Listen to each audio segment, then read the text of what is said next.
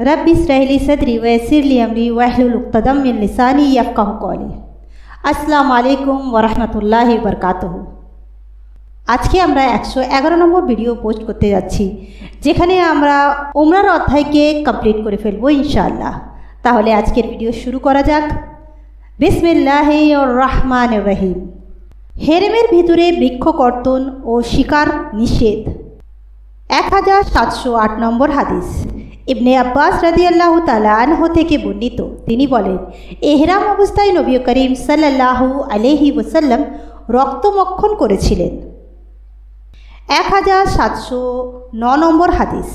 হযরত বুহাইনা রাদিয়াল্লাহু তাআলা আনহু থেকে বর্ণিত, তিনি এহরাম অবস্থায় নবী করিম সাল্লাল্লাহু আলাইহি ওয়াসাল্লামকে লাহিয়ে জামালে, একটি স্থানের নাম লাহিয়ে জামালে, তার মাথার মধ্যস্থলে রক্ত মুক্ষণ করেছিলেন।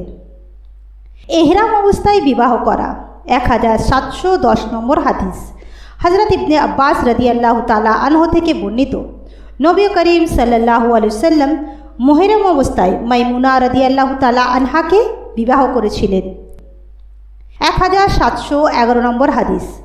হযরত আব্দুল্লাহ ইবনে উমর রাদিয়াল্লাহু তাআলা আনহু থেকে বর্ণিত, তিনি বলেন, এক ব্যক্তি দাঁড়িয়ে বলল, হে আল্লাহ রসুল, আপনি আমাদেরকে এহরাম অবস্থায় কী ধরনের কাপড় পরিধান করতে বলেন? নবী করিম সাল্লাল্লাহু আলাইহি ওয়াসাল্লাম বললেন, কামিজ, কুর্তা, পাজামা, পাগড়ি এবং টুপি জাতীয় কিছু পরিধান করবে না, তবে কারো জুতা না থাকলে সে মোজা পরিধান করবে এবং গোড়ালির নিচে হতে এর উপরের অংশ কেটে ফেলবে। আর যে কাপড়ে জাফরান বা ওয়ারেস লাগানো হয়েছে এমন কোনো কাপড় পরবে না। এবং মুহররম নারীরা মুখে নেকাব ও হাতে দাস্তানা ব্যবহার করবে না। 1712 নম্বর হাদিস। ইবনে আব্বাস রাদিয়াল্লাহু তাআলা আনহু থেকে বর্ণিত, তিনি বলেন, এক মুহররম ব্যক্তির উট তার ঘাড় ভেঙে হত্যা করলে তাকে রাসূলুল্লাহ সাল্লাল্লাহু আলাইহি সাল্লামের নিকটে আনা হলো। তিনি বললেন, তাকে গোসল করাও, কাফন পরাও, তবে মাথা ঢেকে দিও না এবং খুশবু লাগাবে না, কেননা তাকে রোজ কিয়ামতে তালবিয়া পাঠরত অবস্থায় উঠানো হবে। 1713 নম্বর হাদিস। হযরত ইব্রাহিম ইবনে আব্দুল্লাহ ইবনে হুনাইন রাদিয়াল্লাহু তাআলা আনহু তার পিতা হতে বর্ণনা করেছেন, তিনি বলেছেন, মুহররম ব্যক্তি মাথা ধৌত করতে পারে কি না? এটি নিয়ে আব্দুল্লাহ ইবনে আব্বাস রাদিয়াল্লাহু তাআলা আনহু ও মিসওয়ার ইবনে মাখরামা রাদিয়াল্লাহু তাআলা আনহুর মধ্যে আরওয়া নামক স্থানে মতানৈক্য হলো। আব্দুল্লাহ ইবনে আব্বাস রাদিয়াল্লাহু তাআলা আনহু বললেন, মুহররম ব্যক্তি মাথা ধুতে পারে, কিন্তু মিসওয়ার রাদিয়াল্লাহু তাআলা আনহু বললেন, মুহররম ব্যক্তি মাথা ধুতে পারে না। সুতরাং আব্দুল্লাহ ইবনে আব্বাস রাদিয়াল্লাহু তাআলা আনহু আমাকে আবু আইয়ুব আনসারী রাদিয়াল্লাহু তাআলা আনহুর নিকট পাঠালেন। আমি গিয়ে তাঁকে কূপ হতে পানি উঠানোর চরকির 2 খুঁটির মাঝখানে একটি কাপড়ের আড়ালে গোসল করতে দেখলাম। আমি তাকে সালাম করলে তিনি জিজ্ঞেস করলেন, কে? আমি বললাম, আমি আব্দুল্লাহ ইবনে হুনাইন। আব্দুল্লাহ ইবনে আব্বাস রাদিয়াল্লাহু তাআলা আনহু আমাকে আপনার নিকট একথা জানতে পাঠিয়েছেন, এহরাম অবস্থায় নবী করিম সাল্লাল্লাহু আলাইহি ওয়াসাল্লাম কীভাবে মাথা ধৌত করতেন।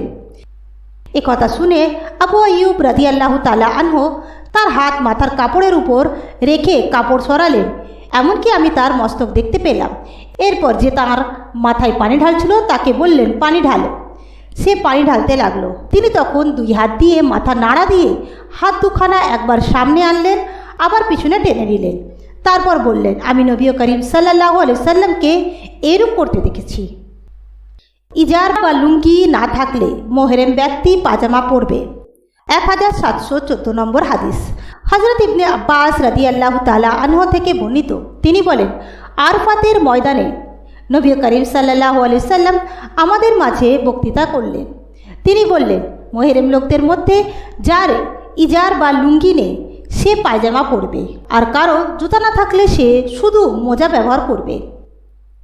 1715 নম্বর হাদিস। হযরত আব্দুল্লাহ ইবনে উমর রাদিয়াল্লাহু তাআলা আনহু থেকে বর্ণিত, রাসূলুল্লাহ সাল্লাল্লাহু আলাইহি সাল্লামকে জিজ্ঞেস করা হলো, মুহররম ব্যক্তি কী ধরনের পোশাক পরবে? তিনি বললেন, কামিজ, পাগড়ি, পাজামা, টুপি এবং জাফরান ও ওয়ারেস রং করা পোশাক পরবে না, তবে জুতা না থাকলে মোজা পরবে এবং তা পায়ের গোড়ালির নিচে হতে তা কেটে দেবে। 1716 নম্বর হাদিস। হযরত ইবনে আব্বাস রাদিয়াল্লাহু তাআলা আনহু থেকে বর্ণিত, তিনি বলেন, আরফাতের ময়দানে নবী করিম সাল্লাল্লাহু আলাইহি ওয়াসাল্লাম আমাদের মাঝে বক্তৃতা করলেন। তিনি বললেন, মোহরম লোকদের মধ্যে যার ইজারা বা লুঙ্গি নেই সে পাজামা পরবে, আর কারো জুতা না থাকলে সে শুধু মোজা ব্যবহার করবে। মোহরম ব্যক্তির অস্ত্রসজ্জিত হওয়া। 1717 নম্বর হাদিস। হযরত বারা রাদিয়াল্লাহু তাআলা আনহু থেকে বর্ণিত, তিনি বলেন, নবী করিম সাল্লাল্লাহু আলাইহি ওয়াসাল্লাম জিলকত মাসে উমরা আদায়ের জন্য রওনা হলে মক্কাবাসীরা তাকে মক্কায় প্রবেশ করতে দিতে অস্বীকৃতি জানালো।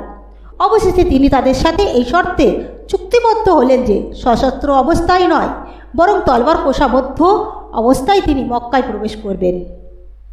1718 নম্বর হাদিস। হযরত ইবনে আব্বাস রাদিয়াল্লাহু তাআলা আনহু থেকে বর্ণিত, নবী করিম সাল্লাল্লাহু আলাইহি ওয়াসাল্লাম মদিনাবাসীদের জন্য জুলহুলাইফায়, নজদবাসীদের জন্য কর্নুল মালাজিল এবং ইয়েমেনবাসীদের জন্য ইয়ালালামকে এহরামের জন্য মিকাত নির্ধারণ করে দিয়েছেন। এই স্থানগুলোর অধিবাসীদের জন্য এগুলো মিকাত এবং বহিরাগত হজযাত্রীদের যারা এর পাশ দিয়ে বা উপর দিয়ে যাবে তাদের জন্য এই স্থানগুলো মিকাত হিসাবে গণ্য হবে। আর মিকাতের ভিতরের অধিবাসীদের জন্য তারা যেই স্থান হতে রওনা হবে তাই এহরাম বাঁধবার স্থান। এমনকি মক্কাবাসীরা মক্কা হতে এহরাম বাঁধবে। 1719 নম্বর হাদিস। হযরত আনাস ইবনে মালিক রাদিয়াল্লাহু তাআলা আনহু থেকে বর্ণিত, মক্কা বিজয়ের বছর রাসূলুল্লাহ সাল্লাল্লাহু আলাইহি ওয়াসাল্লাম লৌহ শিরস্ত্রাণ পরিহিত অবস্থায় প্রবেশ করলেন। যখন তিনি এটি মাথা হতে নামালেন তখন এক ব্যক্তি এসে তাকে জানালো যে ইবনে খাতাল কাবার গেলাফ ধরে রয়েছে। তিনি বললেন, তাকে হত্যা করো। 1720 নম্বর হাদিস। সওয়ান ইবনে ইয়ালা রাদিয়াল্লাহু তাআলা আনহু তার পিতা থেকে বর্ণনা করেছেন, তিনি বলেছেন, আমি নবী করিম সাল্লাল্লাহু আলাইহি ওয়াসাল্লামের সঙ্গে ছিলাম। এমন সময় হলুদ বা অনুরূপ বর্ণের একটি জুব্বা পরে এক ব্যক্তি তাঁর নিকট আসলো এবং উমর রাদিয়াল্লাহু তাআলা আনহু আমাকে বললেন, নবী করিম সাল্লাল্লাহু আলাইহি ওয়াসাল্লামের উপর ওহী নাজিল হওয়া অবস্থায় বিদরিত হলে তিনি বললেন, যেভাবেই হজ আদায় করো উমরাও সেভাবেই করো। এক ব্যক্তি অপর এক ব্যক্তির হাত কামড়ে দিলে সে হাত টেনে নিলে ওই ব্যক্তির সামনে দুটি দাঁত উৎপাটিত হয়ে যায়। এর ক্ষতিপূরণের নালিশ নবী করিম সাল্লাল্লাহু আলাইহি ওয়াসাল্লাম বাতিল করে দিলেন। আরাফাতে মৃত মোহরম ব্যক্তির কাফন দাফনের নিয়ম। 1721 নম্বর হাদিস। হযরত ইবনে আব্বাস রাদিয়াল্লাহু তাআলা আনহু থেকে বর্ণিত, তিনি বলেন, এক ব্যক্তি নবী করিম সাল্লাল্লাহু আলাইহি ওয়াসাল্লামের সাথে আরাফাতের অবস্থানরত ছিল। হঠাৎ লোকটি তার সওয়ারি হতে পড়ে গেলে তার ঘাড় ভেঙে গেল, অথবা বর্ণনাকারী সন্দেহ প্রকাশে সওয়ারি তার ঘাড় ভেঙে দিল। নবী করিম সাল্লাল্লাহু আলাইহি ওয়াসাল্লাম বললেন, একে পানি ও কুল গাছের পাতা দিয়ে গোসল করাও, দুটি কাপড়ে কাফন দাও, অথবা রাবির সন্দেহ তার দু কাপড় দিয়ে কাফন দাও, মাথা ঢেকে দিও না এবং খুশবু লাগিও না, কেননা রোজ কিয়ামতে তাকে তালবিয়া পাঠরত অবস্থায় উঠাবেন। 1722 নম্বর হাদিস। হযরত ইবনে আব্বাস রাদিয়াল্লাহু তাআলা আনহু থেকে বর্ণিত, তিনি বলেন, আরাফাতে এক ব্যক্তি নবী করিম সাল্লাল্লাহু আলাইহি ওয়াসাল্লামের স্থানে অবস্থানরত ছিল। হঠাৎ সে তার সওয়ারি হতে পড়ে গিয়ে তার ঘাড় ভেঙে গেল, অথবা বললেন রাবির সন্দেহ সওয়ারি তার ঘাড় ভেঙে দিল এবং সে মারা গেল। নবী করিম সাল্লাল্লাহু আলাইহি ওয়াসাল্লাম বললেন, তাকে পানি ও কুল গাছের পাতা দিয়ে গোসল করাও, তাকে দু কাপড়ে কাফন দাও, অথবা রাবির সন্দেহ তার নিজের দু কাপড় দিয়ে কাফন পরাও, তার শরীরে খুশবু লাগিও না, মাথা ঢেকো না, হানুতো মানে এক প্রকার সুগন্ধি ঘাসও দিও না। আল্লাহ রোজ কিয়ামতে তাকে তালবিয়া পাঠরত অবস্থায় উঠাবেন। 1723 নম্বর হাদিস। হযরত ইবনে আব্বাস রাদিয়াল্লাহু তাআলা আনহু থেকে বর্ণিত, এক মোহরম ব্যক্তি আরাফাতে নবী করিম সাল্লাল্লাহু আলাইহি ওয়াসাল্লামের সাথে ছিল। তার উট তার ঘাড় ভেঙে দিল, সে মারা গেল। নবী করিম সাল্লাল্লাহু আলাইহি ওয়াসাল্লাম বললেন, একে পানি ও কুল পাতা দিয়ে গোসল করাও, তার দু কাপড়ে তাকে কাফন দাও, তার শরীরে কোনো খুশবু লাগিও না এবং তার মাথা ঢেকে দিও না, কেননা রোজ কিয়ামতে তাকে তালবিয়া পাঠরত অবস্থায় উঠানো হবে। মৃত ব্যক্তির পক্ষ হতে হজ বা মানত আদায় করা। 1724 নম্বর হাদিস। হযরত ইবনে আব্বাস রাদিয়াল্লাহু তাআলা আনহু থেকে বর্ণিত, জুহাইনা গোত্রের একটি মহিলা এসে নবী করিম সাল্লাল্লাহু আলাইহি ওয়াসাল্লামকে বলল, আমার মাতা হজ করার মানত করেছিলেন, কিন্তু হজ না করেই মৃত্যুবরণ করেছেন। এখন আমি কি তার পক্ষ হতে হজ আদায় করতে পারি? নবী করিম সাল্লাল্লাহু আলাইহি ওয়াসাল্লাম বললেন, হ্যাঁ, তার পক্ষ হতে হজ করো। তুমি এ ব্যাপারে কি মনে করো? তোমার মাতা ঋণগ্রস্ত হলে কি তুমি তা আদায় করতে না? আল্লাহর হক আদায় করে দাও, কেননা আল্লাহর হকই সর্বাধিক আদায়যোগ্য। 1725 নম্বর হাদিস। হযরত ইবনে আব্বাস রাদিয়াল্লাহু তাআলা আনহু থেকে বর্ণিত, বিদায় হজ্জের বছর খাসাম গোত্রের একটি মহিলা এসে বলল, হে আল্লাহর রসুল, হজ আদায় করা আল্লাহর পক্ষ থেকে বান্দার উপর ফরজ। আমার পিতার উপর এমন সময় হজ ফরজ হয়েছে যখন তিনি বার্ধক্যে উপনীত হয়েছেন এবং বাহনে বসে থাকতে সমর্থ নন। আমি যদি তার পক্ষ হতে হজ করি তবে কি তার হজ আদায় হবে? রাসূলুল্লাহ সাল্লাল্লাহু আলাইহি ওয়াসাল্লাম বললেন, হ্যাঁ। 1726 নম্বর হাদিস। হযরত আব্দুল্লাহ ইবনে আব্বাস রাদিয়াল্লাহু তাআলা আনহু হতে বর্ণিত, ফজল রাসূলুল্লাহ সাল্লাল্লাহু আলাইহি ওয়াসাল্লামের বাহনে তার পেছনে বসেছিলেন খাসাম গোত্রের একজন মহিলা। এই সময় রাসূলুল্লাহ সাল্লাল্লাহু আলাইহি ওয়াসাল্লামের নিকটে এলে ফজল তার দিকে তাকালেন এবং মহিলাও তার দিকে তাকালো। রাসূলুল্লাহ সাল্লাল্লাহু আলাইহি ওয়াসাল্লাম ফজলের মুখ অন্যদিকে ফিরিয়ে দিলেন। মহিলা রাসূলুল্লাহ সাল্লাল্লাহু আলাইহি ওয়াসাল্লামকে বলল, আল্লাহর ফরজ অর্থাৎ হজ এমন অবস্থায় আমার পিতার উপর অবশ্য কর্তব্য হয়েছে যখন তিনি বার্ধক্যে পৌঁছেছেন এবং বাহনের উপর স্থির থাকতে পারেন না। আমি কি তার পক্ষ হতে হজ করতে পারি? রাসূলুল্লাহ সাল্লাল্লাহু আলাইহি ওয়াসাল্লাম বললেন, হ্যাঁ। এটি বিদায় হজ্জের সময়ের ঘটনা। বালকদের হজ করা। 1727 নম্বর হাদিস। হযরত ইবনে আব্বাস রাদিয়াল্লাহু তাআলা আনহু থেকে বর্ণিত, তিনি বলেন, নবী করিম সাল্লাল্লাহু আলাইহি ওয়াসাল্লাম আমাকে মাল সামানের সঙ্গে মুজদালিফা হতে রাতে পাঠিয়েছিলেন। 1728 নম্বর হাদিস। হযরত ইবনে আব্বাস রাদিয়াল্লাহু তাআলা আনহু থেকে বর্ণিত, তিনি বলেন, আমি আমার একটি গর্দভের পিঠে চড়ে মিনায় আসলাম। আমি তখন বালেগ হওয়ার নিকটবর্তী। রাসূলুল্লাহ সাল্লাল্লাহু আলাইহি ওয়াসাল্লাম মিনায় দাঁড়িয়ে নামাজ পড়ছিলেন। আমি প্রথম কাতারের সম্মুখ দিয়ে চলে গিয়ে গর্দভের পৃষ্ঠ হতে অবতরণ করলাম। তা পায়চারি করতে থাকলো। আমি রাসূলুল্লাহ সাল্লাল্লাহু আলাইহি ওয়াসাল্লামের পিছনে গিয়ে লোকদের সাথে কাতারভুক্ত হয়ে গেলাম। 1729 নম্বর হাদিস। হযরত সাইব ইবনে ইয়াজিদ রাদিয়াল্লাহু তাআলা আনহু থেকে বর্ণিত, তিনি বলেন, আমাকে নবী করিম সাল্লাল্লাহু আলাইহি ওয়াসাল্লামের সাথে হজ করানো হয়েছে, অথচ ওই সময় আমি মাত্র 7 বছরের বালক ছিলাম। 1730 নম্বর হাদিস। হযরত উমর ইবনে আব্দুল আজিজ রাহমাতুল্লাহি থেকে বর্ণিত, তিনি সাইব ইবনে ইয়াজিদ রাদিয়াল্লাহু তাআলা আনহু সম্পর্কে বলেন, সাইব রাদিয়াল্লাহু তাআলা আনহুকে নবী করিম সাল্লাল্লাহু আলাইহি ওয়াসাল্লামের সফরের মাল সামানের সাথে হজ করানো হয়েছিল। নারীদের জন্য উত্তম জিহাদ, মকবুল হজ। 1731 নম্বর হাদিস। হযরত উম্মুল মুমিনিন আয়েশা রাদিয়াল্লাহু তাআলা আনহা থেকে বর্ণিত, তিনি বলেন, আমি বললাম, হে আল্লাহ রসুল, আমরা নারীরা কি আপনার সাথে জিহাদে শরীক হব না?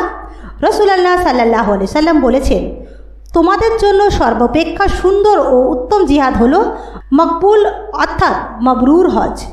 আয়েশা রাদিয়াল্লাহু তাআলা আনহা বলেন, রাসূলুল্লাহ সাল্লাল্লাহু আলাইহি ওয়াসাল্লামের মুখে কথা শোনার পর হতে আমি আর কখনো হজ করা বাদ দিইনি। 1732 নম্বর হাদিস। হযরত ইবনে আব্বাস রাদিয়াল্লাহু তাআলা আনহু থেকে বর্ণিত, নবী করিম সাল্লাল্লাহু আলাইহি ওয়াসাল্লাম বলেছেন, নারীরা মাহরাম লোক ছাড়া কারোর সাথে সফর করবে না এবং মাহরাম ব্যক্তি নিকটে না থাকলে কোনো পুরুষ তার সাথে সাক্ষাৎ করবে না। এ কথা শুনে এক ব্যক্তি বলল, হে আল্লাহ রসুল, আমি তো অমুক অমুক সেনা দলের সাথে জিহাদে শরীক হওয়ার ইচ্ছা রাখি, কিন্তু আমার স্ত্রী হজ করার মনস্থ করেছে। তিনি বললেন, তুমি তোমার স্ত্রীর সাথে যাও। 1733 নম্বর হাদিস।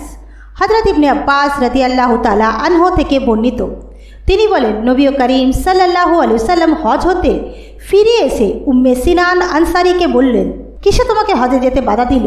তিনি অর্থাৎ উম্মে সিনান বললেন, অমুকের পিতা অর্থাৎ তার স্বামীর কথা তিনি উল্লেখ করলেন। পানি বহনের জন্য আমাদের 2টি উট মাত্র, তার একটিতে চড়ে তিনি হজে গমন করেছিলেন আর অপর উটটি আমাদের খেতে পানি সরবরাহ করত। নবী করিম সাল্লাল্লাহু আলাইহি ওয়াসাল্লাম বললেন, রমজান মাসে একটি উমরা আদায় করা একটি ফরজ হজের আদায়ের তুল্য। অথবা রাবির সন্দেহ তিনি এই কথা বলেছেন, আমার সাথে হজ আদায় করার তুল্য। 1734 নম্বর হাদিস। হযরত জিয়াদের আজাদকৃত গোলাম কাজা রহমাতুল্লাহ থেকে বর্ণিত, তিনি বলেন, আমি আবু সাঈদ খুদরি রাদিয়াল্লাহু তাআলা আনহুকে যিনি নবী করিম সাল্লাল্লাহু আলাইহি সাল্লামের সাথে 12টি যুদ্ধে অংশগ্রহণ করেছিলেন, বলতে শুনেছি, 4টি বিষয়ে আমি নবী করিম সাল্লাল্লাহু আলাইহি ওয়াসাল্লামের নিকট হতে শ্রবণ করেছি। অথবা বলেছেন রাবি সন্দেহ এখানে, তিনি ওইগুলো নবী করিম সাল্লাল্লাহু আলাইহি সাল্লামের হতে বর্ণনা করেছেন। এই বিষয়গুলো আমাকে চমৎকৃত করে দিয়েছে এবং বিষয়াভূতিতও করেছে। তা হলো, স্বামী বা মোহরম ব্যক্তি ছাড়া কোনো স্ত্রীর লোক 2 দিনের পথ সফর করবে না। কেউ ঈদুল ফিতর ও ঈদুল আজহা এই 2 দিন রোজা রাখবে না। আসর ও ফজর এই 2টি নামাজের পরে কেউ কোনো নামাজ পড়বে না। আসরের পর সূর্য অস্ত না যাওয়া পর্যন্ত এবং ফজরের পর সূর্য উদয় না হওয়া পর্যন্ত এবং মসজিদে হারাম আর মসজিদে নববী ও মসজিদে আকসা এই 3টি মসজিদ ছাড়া আর কোনো মসজিদের জন্য সফরের প্রস্তুতি নেবে না। 1735 নম্বর হাদিস। হযরত আনাস রাদিয়াল্লাহু তাআলা আনহু থেকে বর্ণিত, নবী করিম সাল্লাল্লাহু আলাইহি সাল্লাম দেখলেন এক বৃদ্ধ তার 2 পুত্রের উপর ভর দিয়ে হেঁটে যাচ্ছেন। তিনি জিজ্ঞেস করলেন, এর কি হয়েছে? লোকেরা বলল, সে পায়দাল কাবা পর্যন্ত যাওয়ার মানত করেছে। আল্লাহ তাআলা এই লোকটির নিজেকে কষ্ট দেওয়ার মুখাপেক্ষী নন, সুতরাং তিনি তাকে বাহনে চড়ে যাওয়ার আদেশ দিলেন। 1736 নম্বর হাদিস। হযরত ইবনে আমের রাদিয়াল্লাহু তাআলা আনহু হতে বর্ণিত, তিনি বলেন, আমার ভগ্নী খানায় কাবা পর্যন্ত হেঁটে যাওয়ার মানত করেছিলেন। তিনি এ ব্যাপারে নবী করিম সাল্লাল্লাহু আলাইহি সাল্লামের নিকট হতে জেনে যাওয়ার নির্দেশ দিলে আমি নবী করিম সাল্লাল্লাহু আলাইহি সাল্লামকে এই বিষয়ে জিজ্ঞেস করলাম। তিনি বললেন, হেঁটে যাবে এবং সাওয়ারিতেও যাবে। তো আজকের ভিডিওতে আমরা উমরার অধ্যায়কে কমপ্লিট করে ফেললাম, আলহামদুলিল্লাহ। ইনশাআল্লাহ নেক্সট ভিডিওতে আমরা মদিনা শরীফের ফজিলতের বর্ণনা হাদিস সমূহ আলোচনা করব। ইনশাআল্লাহ নেক্সট ভিডিওতে আপনাদের সঙ্গে আবার দেখা হবে। আজকে এই পর্যন্ত। আসসালামু আলাইকুম ওয়া রাহমাতুল্লাহি ওয়া বারাকাতুহু।